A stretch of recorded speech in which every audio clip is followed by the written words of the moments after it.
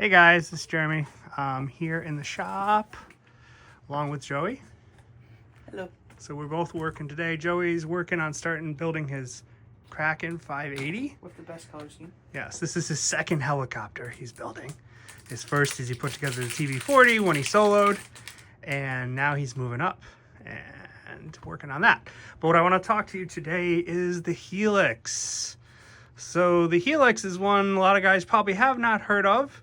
Helix G700. This is actually a T-Rex gas conversion. I built this 10 years ago. It's parts of an old T-Rex 700 Nitro Pro with a conversion kit called the Helix Heli G700 made by this guy in Australia. He does not make them anymore.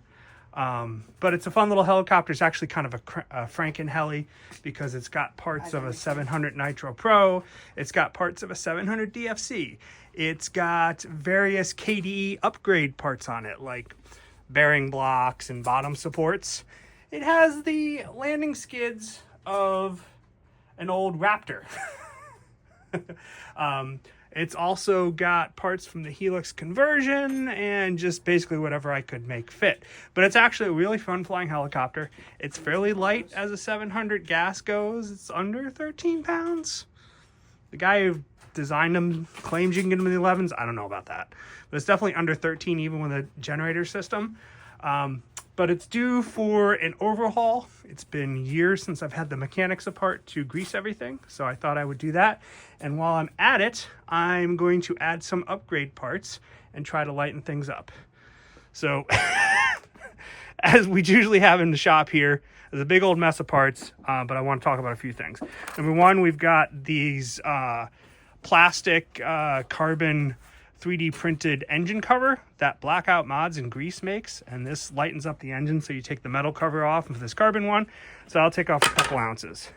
Number two, I've got the M Studio muffler. So our friend Carrie over at Gas Powered Helicopters imports these. It's the M Studio gas muffler. These things are really light. It's probably light like an old Century. That I'm going to replace the Zimmerman to see how I like it and see if that takes off a few ounces of weight. So we're going to put that on there. While we're at it, I'm going to do a servo swap. So I've got Futaba HC701s. The thing about these is they are low profile. So these are low profile servos. Now, the trick with the Helix, if I can pop off the canopy, the trick with the Helix is that to get good head geometry, you can see the main links there are kind of angled out. To get good head geometry, you need short servos that can mount inside the frame. And the old Futabas wouldn't, but these ones are shorter and they're going to mount inside the frame.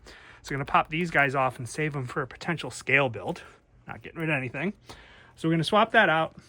While we're at it, I also had some upgrade parts. I have a shorter head block and a new swash that'll go on.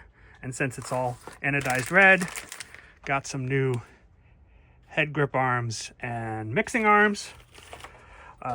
Also have, and I haven't thrown them in there, is the new upgrade red, although I think now there's even a purple, but the red high strength gears because there's a lot of slop in the tail. So we'll throw those in there, a whole bunch of other stuff. The newest version of the tail arms that don't have the step down, so bigger bearings and supposed to run smoother. And a little something that I've had for years and never used was this KDE third bearing block, and I want to see if that'll actually fit to install that to make everything tighter. While I'm at it, I've got this old KDE main gear I never used. It was kind of tight the first time I tried it. I may try it again, see if things have loosened out since it's all broken in. And since it's the Bavarian Demon is getting kind of long in the tooth, they still work well. I'm really liking spirits on my electrics. So I have another Spirit GT. I just picked this one off used cheap from the guy in Heli Freak. I'm going to put it on there and try to see if it'll work. The first Spirit we tried like to rescue sideways, but the new one has much better vibration proofing, and there's a new like extended, what is it? It's like extended processing mode. So I want to see if that works, because if it does, that's a much more future-proof option that has all kinds of cool things like the rescue that'll actually just rescue and then stop and hover for you, which is really cool.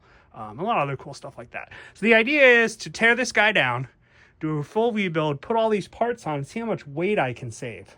Trying to see if I can get it under 12.5, because this is my favorite auto machine because the mechanics are really loose. And so it's got some really good hang time. So the idea is to get this as light as possible, use this as our dedicated auto rotation machine, and see what it turns out with. So that's it. I don't often do this, but since Joey and I are trying to do more stuff on YouTube, you know, hit those like and share buttons, and subscribe if you want to see more of this stuff, because I'm going to try to do a little series. So thanks, guys. See you later.